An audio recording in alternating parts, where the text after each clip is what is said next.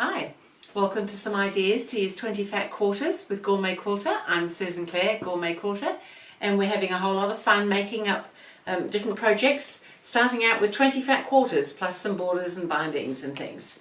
So we're up to idea number 8, and if you're interested in more information, there is more on the website on GourmetQuilter.com. There's a pattern available for purchase and download, which has all sorts of information about the cutting and various other aspects of making some of these projects, or all of these projects. So what we did in part 1 was we started with this. I had a stack of fat quarters and we cut them all so that all the instructions are there. So all 20 fat quarters are cut the same way, because we're going to be using a small piece of each fat quarter in pretty much each project. So we've started, as I said, we're up to project number 8. So in amongst all our pieces, we cut and we labelled all the pieces so that we know which was which when it came to be time to use them. We're using all the pieces to do with number 8 this time. So that's quite a few, because we've got several pieces in this block. So we're making this house quilt here. Well, we're making a block for this house quilt. So this is the block. I've got some different colours going on here. So it's got a roof, it's got walls, whoops, and it's got a door. And so I'll run through how we're going to make the block. So with our pieces, we've got an 8A, which is our roof. We've got 8C, and there's double cut of those because that's for the walls, and we needed those to go there. And this is the top wall piece, so this one comes across here, and then this is the door. So we're using all the same colours, we're just mixing them all around. So you can find that this colour with the dot here is a roof, over here it's a door, and down here it's the walls. So it's really just a matter of using the same 20 fabrics and moving them all around. So much fun. So I've got my block ready to make here.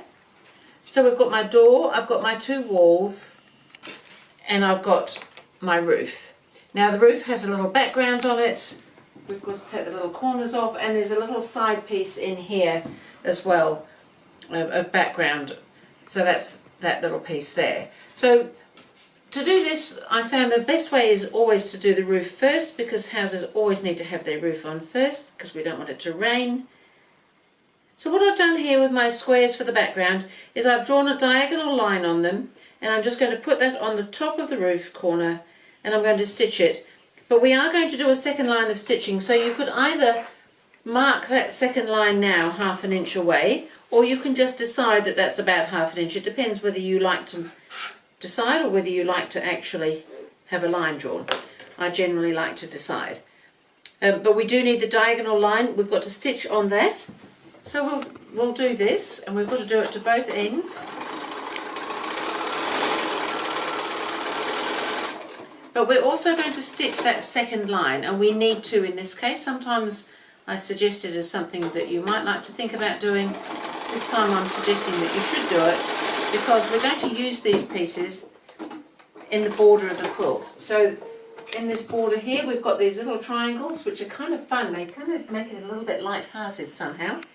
That's what these little roof offcut triangles are all about. So we'll put this other piece on so that we can get this roof all made. So I'm just sewing that diagonal line, and then I'm coming back, and you can chain piece these through. You don't have to do them all one at a time. I didn't think you needed to see me do 20 at a time there.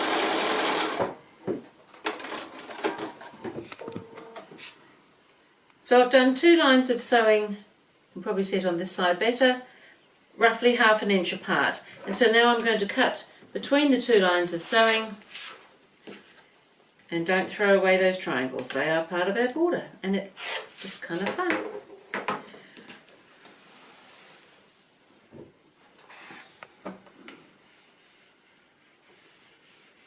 Oh, actually I'm going to press the seam into the roof rather than into the corner triangle on this one.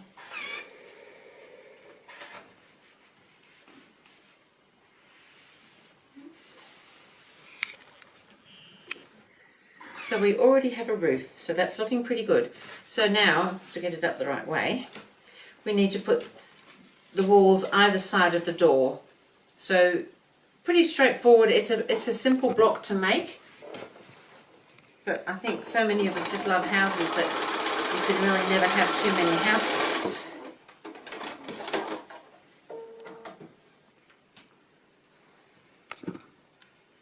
So you can see it's not taking very long to make a block.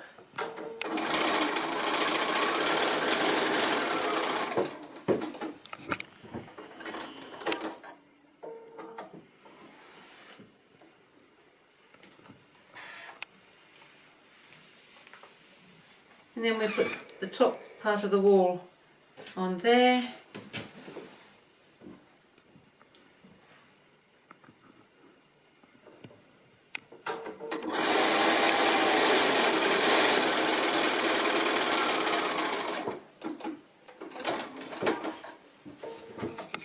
And then press that up into the top part of the wall.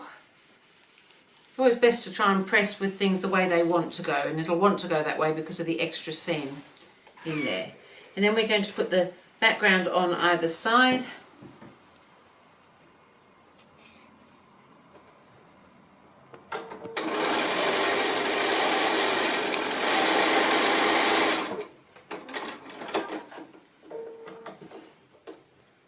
And then we can put the roof on top as well.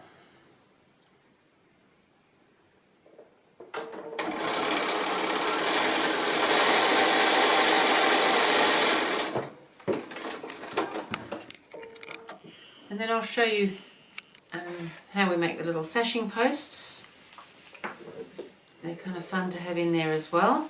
So because I've used a different fabric for the binding, I've used that little black and white stripe again, which I seem to really like. So I'm just going to sew the roof on here now. It's good to have something in the quilt that kind of relates. It doesn't have to relate to the binding, particularly not with a little stripe like that. But it's often quite nice if there's an opportunity to put something in.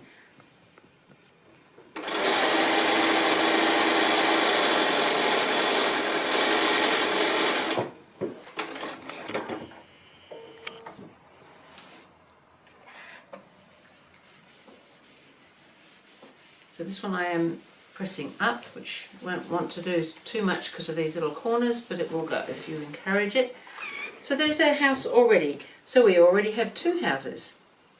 So when we do the sashing post, because I've used this binding stripe here, I've popped a little bit in these little sashing posts because I just thought it helped bring it together. Like I said, it's not essential, but it's kind of nice. So to make the little sashing posts, we're starting off with a black and white, or whatever colour it is that you're using, striped square, and we're putting two smaller squares on. So I've gone ahead and started because we're going to end up with a little square and a square type small block. So I've put the two on and I've just sewn diagonally on the two opposite corners. So what we now need to do is trim those off and press them. We're not keeping these little triangles. Well, you could keep them, but for me they're just a touch small. And then I'm just going to press these and then we can sew the other two on. It's very much easier, I found, with this sort of block to pop the little opposites on, whether it's a large or a small one, and then we can come and put the other corners on top, and they will overlap on the sides, and you want them to because that will create this little bit here that comes in a bit enough for your seam allowance. We'll pop this on, and again you can get all of these ready and you can chain piece them through. They don't all have to be done individually. But sometimes I've found that the fabrics want to just wander a little bit when you're doing this sort of work, in which case once it's all made, if you've got some little bits that are a little irregular, I suggest that you just give it a little trim and make sure it's the right size. Because it'll go into the quilt so much better if it's all the right size. Again, just trim off our little corners and press. Now I haven't marked these little squares because I felt that they were small enough to just see the diagonal, but you could mark lines on the back if you wanted to. So there's our little sashing post already. So that's looking really cute. We've got a couple of those now. So then, with these little triangles that we've trimmed off the roofs, what I found was the best way to do it is to just trim them all. They will need trimming because they won't be an exact size for what we're trying to do. But you know, these things are nice to do. So we've got sashing posts, we've got houses, and just these little bits, rather than just waste them, I thought it was good to include them. So what I'd like to do is just trim them down. So I just use my ruler, and most rulers have a little diagonal, and I just trim them to size by keeping the diagonal on that diagonal join in the little block there. And just turn it around and do the other side as well. And so they can all be trimmed up as you make the roofs and things, so that you've got something nice and fun to put in that little border if you want to use them like I have. And I've just kind of done them in little groups of 4, and I've swapped the direction of them, and these are random sizes as well, just to make up the length of the borders. So that's how I've done all that. So we're still going. The other thing I'm just suggesting as an idea when you're constructing it is, when there's sashing like this, rather than do a whole long strip of sashing to join it, I like to join my sashing to each block. Now the ones on this side of course don't have a sashing strip, but they do have one underneath, and the ones down the bottom here don't have one underneath, but they do have one on the side. So you kind of need to look at your quilt and plan that out. But so what I do is I put my sashing post on the end of one of the pieces of sashing so that it's ready to go.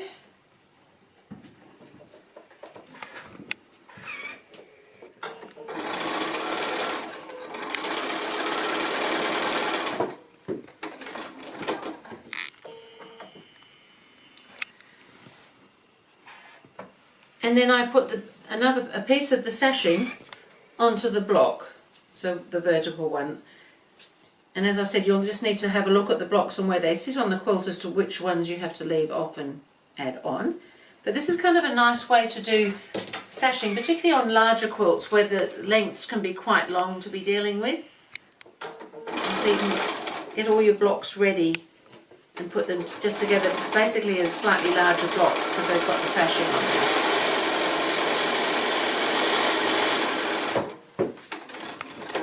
So I usually go through, I work out how many need to have it on the left hand side, which is anything that's not on that side basically, and I just chain piece them through.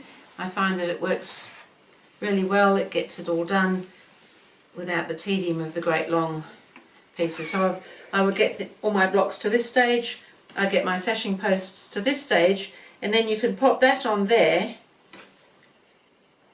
and we'll do it.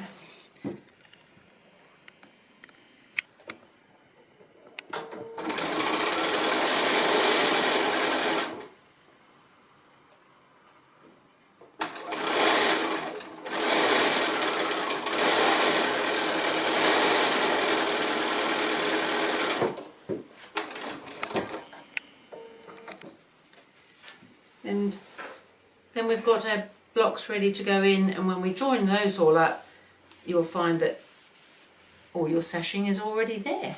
It kind of seems like you don't have to add sashing even though you are adding it as you go. So that would be my suggestion as a way of putting things together.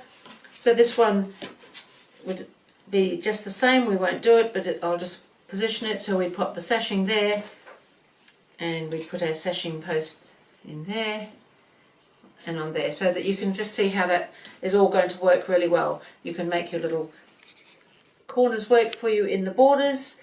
And what else can I tell you about it? I've just quilted it with just a free motion wiggly parallel lines, approximately an inch apart, and I just thought it was a really fun way of using some of our fat quarters. Great to use the same colours but just move them around within the quilt. And so that was it for for idea number 8 for the fat quarters, and I will see you again with idea number 9.